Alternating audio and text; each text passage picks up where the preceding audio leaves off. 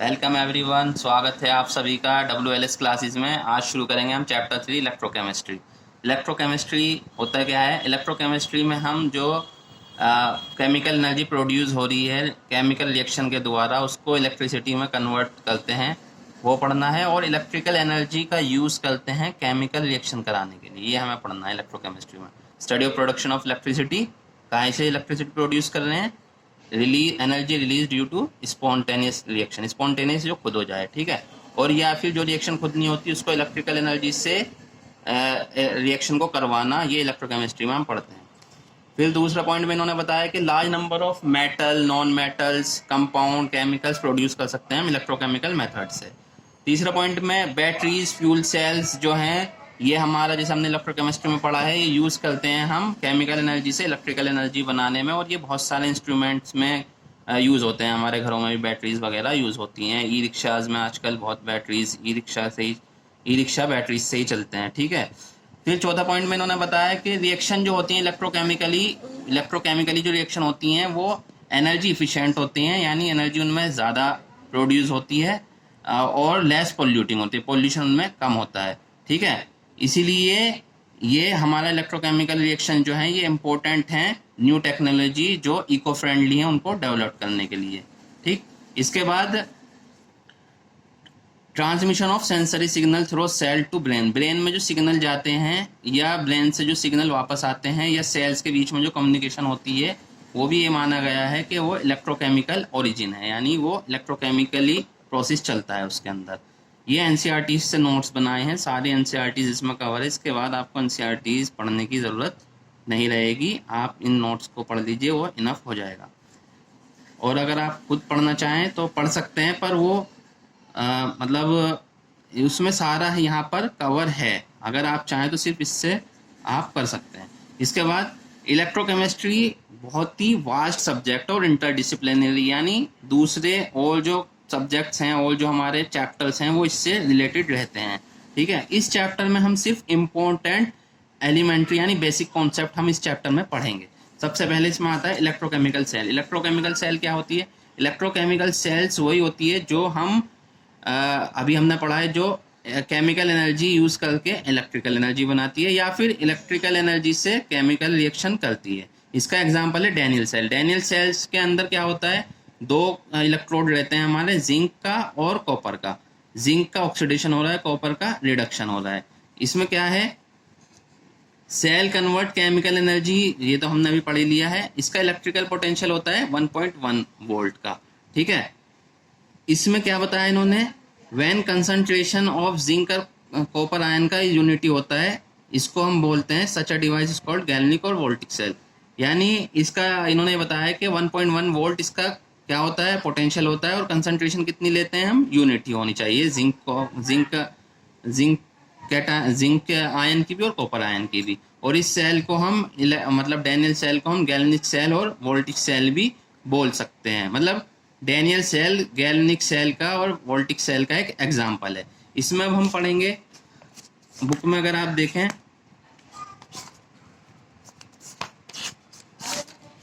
ये यहाँ पर ये हमारी इलेक्ट्रोकेमिकल सेल डैनियल सेल का एग्जांपल लिया हुआ है। इसमें हम 3 केस पढ़ेंगे। जब एक्सटर्नल पोटेंशियल हमने अप्लाई किया, ठीक है, तो होगा क्या? जब अपोजिट पोटेंशियल अप्लाई किया हमने जब, तो रिएक्शन होती रहेगी जब तक एक्सटर्नल अपोजिंग पोटेंशियल 1.1 वोल्ट से कम है।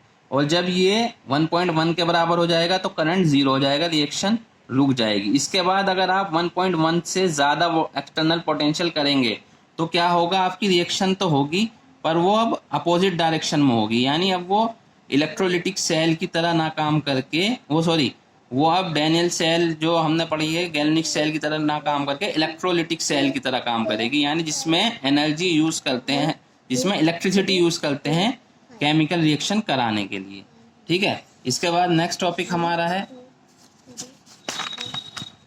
ये थोड़े नोट्स जो हैं वो इसमें हमारे लेंथी से लग रहे हैं क्योंकि ये आपको समझना है चैप्टर, मतलब बेसिक चीज़ें हैं, शुरुआत में आपको उसको समझनी है। देखिए, जिंक का हम क्या लेंगे? डैनियल सेल में जिंक का हम लेंगे एनोड। एनोड का चार्ज कैसा होता है उस पर? चार्ज होता है उस पर नेगेटिव, उस पर होता है ऑक्सीडेशन। ऑक्सीडेशन मतलब इलेक्ट्रोड पे से आपका जो इलेक्ट्रोड है उस पे से मेटल जाएगा और पीछे क्या रह जाए, मतलब जब वो डिजोल्व हो जाएगा मेटल, तो आपका क्या रह जाएगा उस पर? नेगेटिव चार्ज यानी इलेक्ट्रॉन्स रह जाएंगे, ऑक्सीडेशन होगा उस पर।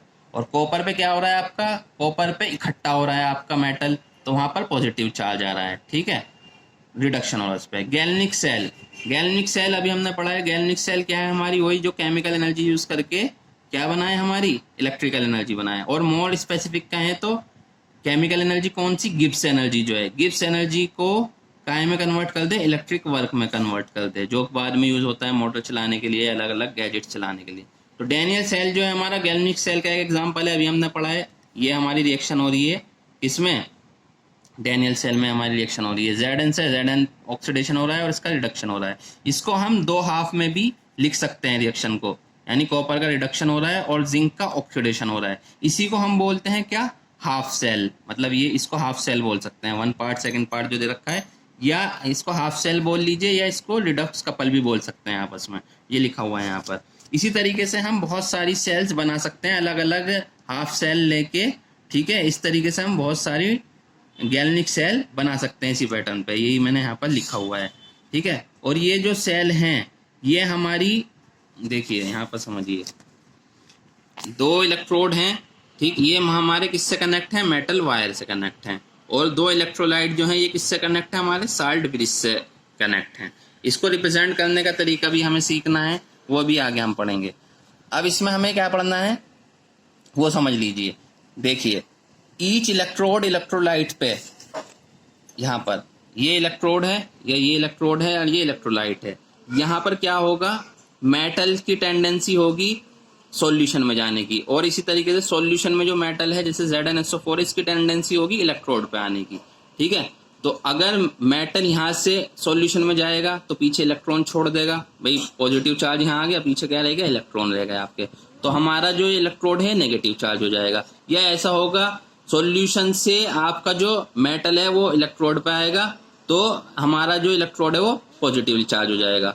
तो हमारी 2 तरीके की रिएक्शन हो रही है, मतलब 2 तरीके की टेंडेंसी है। एक मेटल से इलेक्ट्रोड से हमारा मेटल सॉल्यूशन में भी आ सकता है, दूसरा सॉल्यूशन से हमारा मेटल इलेक्ट्रोड पे जा सकता है। तो मतलब या तो ये नेगेटिव चार्ज होगा या ये पॉजिटिव चार्ज होगा। तो टेंडेंसी पे डिपेंड करते हुए हमारा मतलब या तो हमारा ये पॉजिटिव चार्ज हो जाएगा या नेगेटिव चार्ज हो जाएगा, तो हमारा एक पोटेंशियल जनरेट हो जाएगा, ठीक है। उसी को हम बोलते हैं इलेक्ट्रोड पोटेंशियल। देखिए यहाँ पे लिखा हुआ, ये सारा यही बताया मैंने, जो अभी मैंने आपको यहाँ पर बताया ना, वो यहाँ सारा लिखा हुआ है, एक बार देख सकते हैं आप, इसको पढ़ भी सकते हैं। Each electrode electrolyte interface there is a tendency of metal ion from solution to deposit on, यानी सारा इंग्लिश में लिखा हुआ है जो मैंने आपको हिंदी में बताया है। इसके बाद आगे आप देखें, अगर इलेक्ट्रोड पोटेंशियल, जैसे अभी मैंने बताया, पोटेंशियल डेवलप हो जाता है इलेक्ट्रोड और इलेक्ट्रोलाइट के बीच में, उसको इलेक्ट्रोड पोटेंशियल बोल देते हैं। स्टैंडर्ड इलेक्ट्रोड पोटेंशियल क्या है? अगर आपने जो कंसंट्रेशन ली है आयंस की, उसको अगर आप यूनिटी ले लें, ठीक है, यूनिटी ले लें, तो उसी इलेक्ट्रोड पोटेंशियल को हम स्टैंडर्ड इलेक्ट्रोड पोटेंशियल बोलते हैं। बट अकॉर्डिंग टू आईयूपीएसी के हिसाब से रिडक्शन पोटेंशियल को स्टैंडर्ड पोटेंशियल हमने माना हुआ है। इसके बाद गैल्वनिक सेल, हाफ सेल इन विच ऑक्सीडेशन टेक प्लेस, जिसमें ऑक्सीडेशन हो रहा है, ऑक्सीडेशन जिस इलेक्ट्रोड पे हो रहा है उसको हम एनोड बोलेंगे, और उस पर चार्ज कैसा होगा? नेगेटिव चार्ज होगा, ठीक है। और जिस पर रिडक्शन हो रहा है उस पर पॉजिटिव चार्ज होगा। ये सब इसमें जो लिखा हुआ है नोट्स में, सब ये समझने का, ये आपको याद बिल्कुल नहीं करना है, इसको सिर्फ समझना है, ठीक है। क्योंकि एनसीईआरटी में लेंथी दे रखा था, मैंने यहाँ नोट्स बनाए हैं, तो उसमें थोड़ा लिखना पड़ा, इसलिए लेंथी से नोट्स लग रहे हैं। आपको याद बिल्कुल नहीं करना है, सिर्फ इसको समझने पे ध्यान देना है, ठीक है। इसके बाद thus there exist a potential difference between electrode. अब 2 इलेक्ट्रोड हैं, एक पे नेगेटिव चार्ज आ गया, एक पे पॉजिटिव चार्ज आ गया, तो उनमें भी पोटेंशियल हमारा क्या है? पोटेंशियल डिफरेंस हो रहा है। तो हो रहा क्या है पोटेंशियल डिफरेंस की वजह से? एक इलेक्ट्रोड से दूसरे इलेक्ट्रोड पे आपके इलेक्ट्रॉन चले जाएंगे, यानी करंट कैरी होगा। जैसे एनोड कैसा है? नेगेटिव चार्ज है, उससे इलेक्ट्रॉन पॉजिटिव चार्ज यानी कैथोड पे जाएंगे, तो हमारे इलेक्ट्रॉन चल रहे हैं एनोड टू कैथोड। और हमें पता ही है जिधर को इलेक्ट्रॉन चलते हैं उससे अपोजिट हमने माना हुआ है करंट चलता है, ठीक है। तो कैथोड टू एनोड हमारा करंट चलेगा। इसके बाद सेल पोटेंशियल क्या है? सेल पोटेंशियल हमारा दो इलेक्ट्रोड के बीच में जो आपका पोटेंशियल डिफरेंस है उसी को हम बोलते हैं सेल पोटेंशियल। ठीक है, कैसे निकालते हैं, और इसको हम कैथोड से एनोड माइनस कर देते हैं। कैथोड का इलेक्ट्रोड पोटेंशियल से एनोड का इलेक्ट्रोड पोटेंशियल माइनस कर देते हैं, सेल पोटेंशियल आ जाता है। इसके बाद सेल इलेक्ट्रोमोटिव फोर्स या ईएमएफ, ये हमारा सेल पोटेंशियल ही है। अगर आप कोई करंट ड्रॉन नहीं कर रहे हैं सेल से तो सेल पोटेंशियल को ही हम ईएमएफ बोलते हैं। ठीक है, इसके बाद नोट, ये एक्सेप्टेड कन्वेंशन है, यानी ये माना हुआ कन्वेंशन, यानी माना हुआ है कि एनोड को हम लेफ्ट में ही रखेंगे और कैथोड को हम राइट में ही रखेंगे। ठीक है, मोस्टली हमारा ईएमएफ जो आता है इस कंडीशन के हिसाब से वो पॉजिटिव आता है। ठीक है, ई सेल हमारा क्या है, ई सेल कैसे निकालते हैं, अभी मैंने आपको बताया कैथोड माइनस एनोड, या ई राइट माइनस लेफ्ट, क्योंकि राइट में हमारा क्या होता है, कैथोड होता है, लेफ्ट में हमारा एनोड होता है, या राइट में हमारा रिडक्शन होता है और लेफ्ट में हमारा ऑक्सीडेशन होता है। रिप्रेजेंट करने का तरीका यहाँ भी लिख रखा है, देखिए, देख सकते हैं आप, ऑक्सीडेशन हो रहा है, इलेक्ट्रोड सॉलिड ये इलेक्ट्रोड है और ये हमारा इलेक्ट्रोलाइट है, इसको इलेक्ट्रोड और इलेक्ट्रोलाइट को वर्टिकल लाइन इनके बीच में हम लगाते हैं। ठीक है, और दो इलेक्ट्रोलाइट हमारे हैं साल्ट ब्रिज के थ्रू जो जॉइंट है, तो हम डबल वर्टिकल लाइन लगाते हैं। यहाँ इधर रिडक्शन दिखा रखा है, देखिए।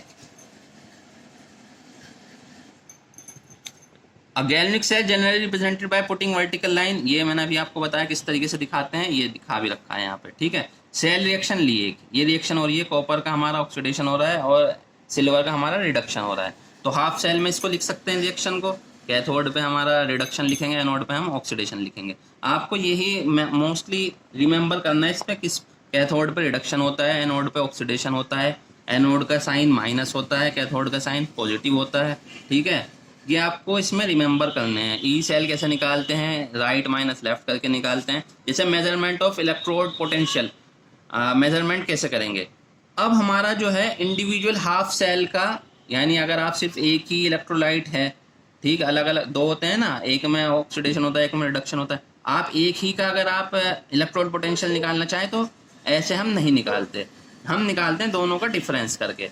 तो दोनों का डिफरेंस करने के लिए हमें दूसरे वाला एक मान लीजिए दे नहीं रखा, तो हम क्या करते हैं, उसमें स्टैंडर्ड हाइड्रोजन इलेक्ट्रोड मान लेते हैं। ठीक है, उसका पोटेंशियल होता है 0, ये माना हुआ है, तो उसमें से माइनस कर दे, उसमें से हम क्या करते हैं, मतलब इसको हम ऑक्सीडेशन मानते हैं। यहाँ पर रिडक्शन पोटेंशियल दे रखा है क्योंकि स्टैंडर्ड हम रिडक्शन पोटेंशियल मानते हैं, 0 माना हुआ है ये हमने। तो हम जो निकालते हैं वो इन दोनों का डिफरेंस निकाल देते हैं, यानी इसका हमने 0 मान लिया और दूसरा जिसका भी हमें पोटेंशियल निकालना है उसमें से इसको हम माइनस कर देंगे, तो हमारा इलेक्ट्रोड पोटेंशियल आ जाएगा। ये यहाँ पे लिख रखा है, देखिए, इस तरीके से दिखाएंगे। स्टैंडर्ड हाइड्रोजन इलेक्ट्रोड लिख रखा है और दूसरा वाला जिसका निकालना है वो हमारा कैथोड की तरह काम करेगा।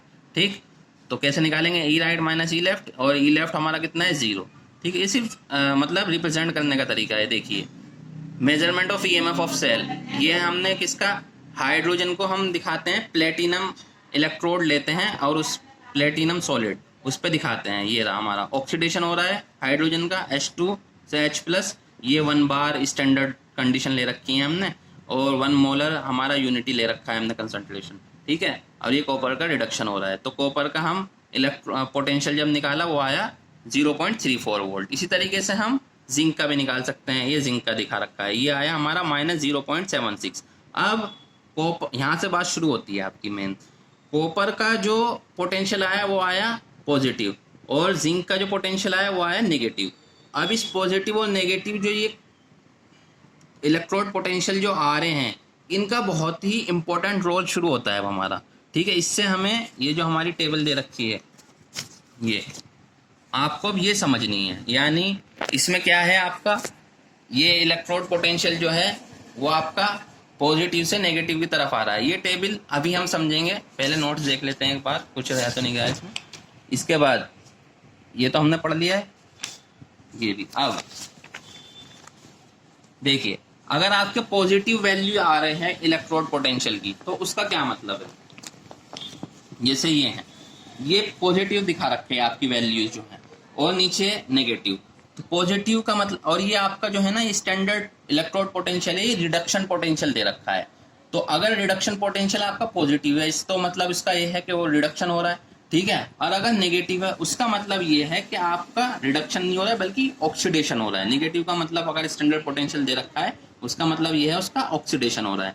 और ये भी बात ध्यान रखिए, अगर इलेक्ट्रोड पोटेंशियल हमारा नेगेटिव है, समझ रहे हैं, तो आपका जो इलेक्ट्रोड है वो बहुत रिएक्टिव है, यानी उसको ऑक्सीडेशन हो रहा है। ऑक्सीडेशन होने का मतलब ये है कि वो मोर रिएक्टिव है, ठीक है। यानी अगर आप जैसे HCl है, उसमें आपने Zn डाल दिया, तो Zn का पोटेंशियल H के मुकाबले में कैसा है, नेगेटिव है। H का 0 है, उसका नेगेटिव है, तो Zn का क्या होगा, ऑक्सीडेशन होगा, तो वो HCl में से H को रिमूव कर देगा और खुद उसकी जगह ले लेगा, यानी उसका ऑक्सीडेशन हो गया और हाइड्रोजन को उसने रिड्यूस कर दिया।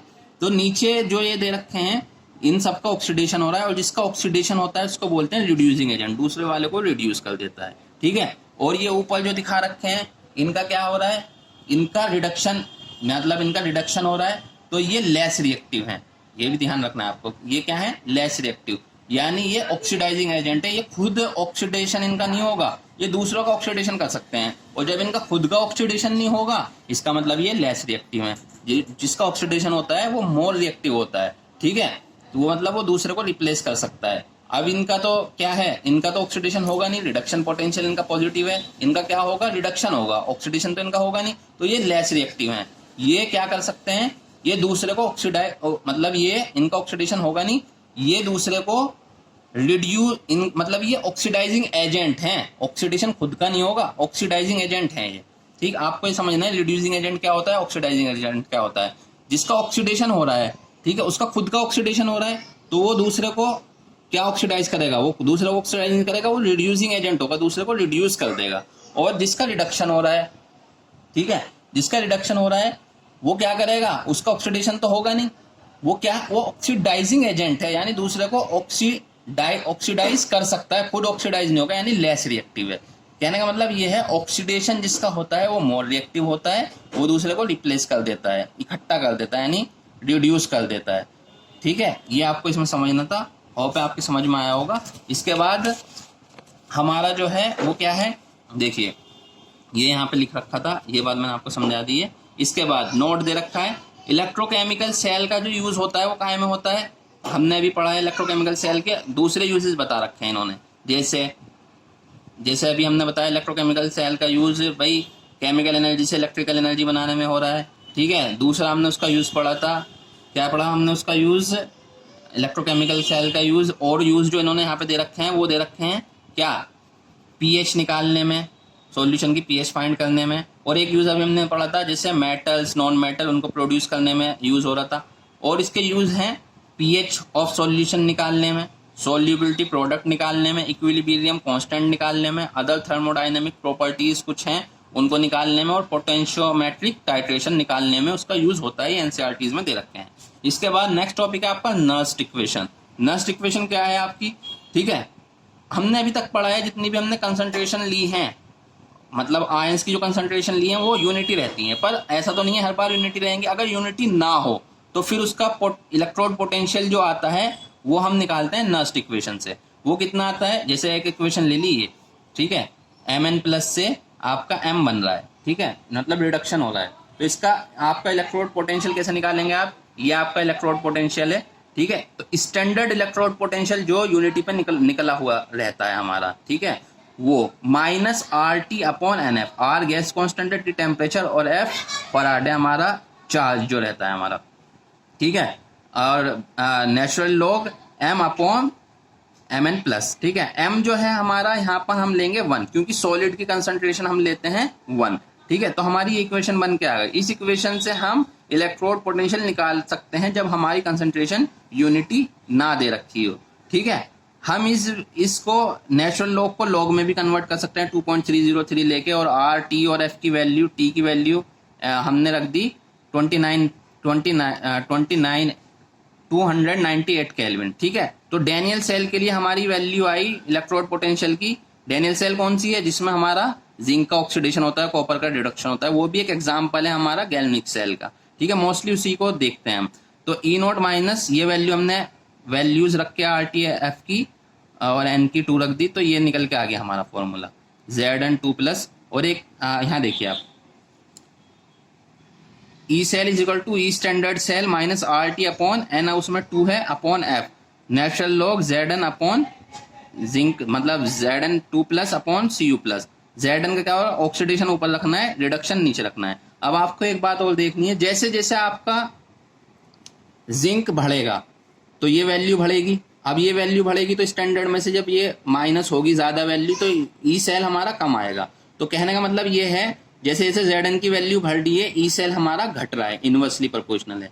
और जैसे जैसे हमारा कॉपर बढ़ेगा, ठीक है, तो हमारा क्या होगा, ये वैल्यू हमारी घटेगी और ये वैल्यू ज्यादा आएगी। तो कॉपर बढ़ेगा तो ई सेल भी हमारा बढ़ेगा, यानी कॉपर की कंसंट्रेशन Cu2+ की कंसंट्रेशन बढ़ेगी तो ई सेल की वैल्यू भी हमारी बढ़ेगी। ये मैंने लिख रखा है, डायरेक्टली प्रोपोर्शनल है। इन जनरल अगर हम देखें कोई रिएक्शन हो रही है इस तरीके से, ए से ए बी मिलके सी डी बना रहे हैं, इनके जो नंबर ऑफ मतलब स्टिक्योमेट्रिक कांस्टेंट जो दे रखे हैं, ये दे रखे हैं सी डी डी ए, ठीक है। तो लास्ट इक्वेशन के हिसाब से E is equal to E standard minus RT upon NF, ठीक है, natural log product upon reactant, उनकी जो स्टिक में कांस्टेंट है वो पावर में चले जाएंगे। इसके बाद हमारा क्या रह गया है, हमारा देखिए equilibrium constant from Nernst equation. Equilibrium constant निकालते हैं हम नस्ट इक्वेशन से। इक्विलिब्रियम कांस्टेंट क्या है, Kc हमारा। तो हमने डेनियल सेल ही लिया। डेनियल सेल में क्या है, जैसे जैसे आपका जिंक ऑक्सीडाइज होता जाएगा तो हमारा क्या, हमने अभी क्या पढ़ा है, जैसे जैसे हमारा जिंक की वैल्यू बढ़ेगी ई सेल की वैल्यू घटेगी। तो जैसे जैसे टाइम पास होगा जिंक बढ़ता जाएगा तो हमारा ई सेल कम होता जा रहा है। एक टाइम ऐसा आएगा कि Zn2+ और कॉपर 2+ की जो कंसंट्रेशन है वो चेंज नहीं होगी, यानी इक्विलिब्रियम आ जाएगा। इक्विलिब्रियम पे क्या होगा, कंसंट्रेशन जो चेंज नहीं होगी तो हमारा ई सेल जो है वो 0 हो जाएगा। तो यहाँ से हम ई स्टैंडर्ड सेल और ये वैल्यू जो दे रखी है हमारी, इससे हम Kc की वैल्यू फाइंड कर सकते हैं, यानी नस्ट इक्वेशन से हम इक्विलिब्रियम कांस्टेंट निकाल सकते हैं। अब अगर हम RT और F की वैल्यू रख दें, T की वैल्यू 298 केल्विन रख दें, ठीक है, तो हम क्या, और हमें पता है ई स्टैंडर्ड डेनियल सेल का कितना होता है 1.1 वोल्ट, ठीक है। ये वैल्यू यहाँ रखने के बाद Kc की वैल्यू कितना है 2 × 10⁻37। इसके बाद इस फर्स्ट पार्ट का लास्ट टॉपिक हमारा है electrochemical cell and Gibbs energy of reaction. तो इलेक्ट्रोकेमिकल सेल में गिब्स एनर्जी से हम क्या कर सकते हैं, गिब्स एनर्जी कैसे कैलकुलेट कर सकते हैं। गिब्स एनर्जी हमारा वर्क डन है, जो वर्क डन हो रहा है हमारा सेल द्वारा, ठीक है, जो हमारा केमिकल एनर्जी जो रिलीज हो रही है उससे हमारा जो वर्क कर रहे हैं हम, इलेक्ट्रिकल एनर्जी बना रहे हैं, वो कैसे कैलकुलेट कर सकते हैं हम, ठीक है, वो कैलकुलेट कर सकते हैं चार्ज इनटू इलेक्ट्रोड पोटेंशियल। तो ई सेल दे रखा है और यहाँ चार्ज की मल्टीप्लाई कर दी, NF हमारा चार्ज है, तो निगेटिव ऑफ गिब्स एनर्जी हमारी कैलकुलेट हो गई। इसको आप यहाँ से एक बार देख लें, यहाँ से ज्यादा क्लियर हो जाएगा आपका। Electric work done in 1 second is equal to electric potential multiply by total charge pass, ठीक है। इलेक्ट्रिकल वर्क डन जो है हमारा वो किसके, चार्ज और पोटेंशियल की मल्टीप्लाई करके आता है। चार्ज, ये चार्ज हो गया और ये पोटेंशियल की मल्टीप्लाई करके हमारा वर्क डन आ रहा है, और यही हमारी क्या है, गिब्स एनर्जी है, ठीक है। If you want to obtain maximum work हमें अगर ऑब्टेन करना है तो चार्ज को रिवर्सिबली पास करना पड़ेगा, ठीक है। Reversible work done by galvanic cell equal to its Gibbs energy, decrease in Gibbs energy, यानी ये माइनस साइन जो है, जो हमारा वर्क डन हो रहा है वो हमारा गिब्स एनर्जी के इक्वल है, नेगेटिव ऑफ गिब्स एनर्जी जो डिक्रीज हो रही है, ठीक है। ये हम इस फॉर्मूले से निकाल देंगे। इसके बाद जो हमारा है वो देखें आप, ई सेल जो हमारा है वो इंटेंसिव प्रॉपर्टी वो होती है जो हमारी साइज पे डिपेंडेंट नहीं होती, और मतलब ई सेल तो हमारी इंटेंसिव प्रॉपर्टी हो गई, और ये जो गिब्स एनर्जी है हमारी एक्सटेंसिव प्रॉपर्टी है, ये साइज पे डिपेंड करती है, यानी यहाँ पर नंबर ऑफ जो आपका चार्ज है उस पर डिपेंड करेगी, एन पे डिपेंड करेगी, ठीक। इसके बाद अगर हम कंसंट्रेशन ऑल स्पीसीज की यूनिटी ले लें तो ई सेल क्या हो जाता है, हमारा स्टैंडर्ड सेल हो जाता है। तो यहाँ पे ई सेल की जगह हम स्टैंडर्ड सेल रख सकते हैं, ठीक है। और अभी हमने जो पीछे फॉर्मूले पढ़े थे उसके हिसाब से अगर हम NF की वैल्यू हमारी ये आ जाएगी R, मतलब इसकी वैल्यू अगर हम पीछे से रखें तो दूसरा फॉर्मूला हमारा ये बन के आ सकता है, delta G is equal to minus RT natural log K, ठीक है। ये कैसे निकाला हमने, देखिए ये तो हमारा फॉर्मूला था ही, ये तो हमें पता ही है, ये हमें रखना है यहाँ से आपने क्या किया, वैल्यू रख दी, ये कहाँ पर,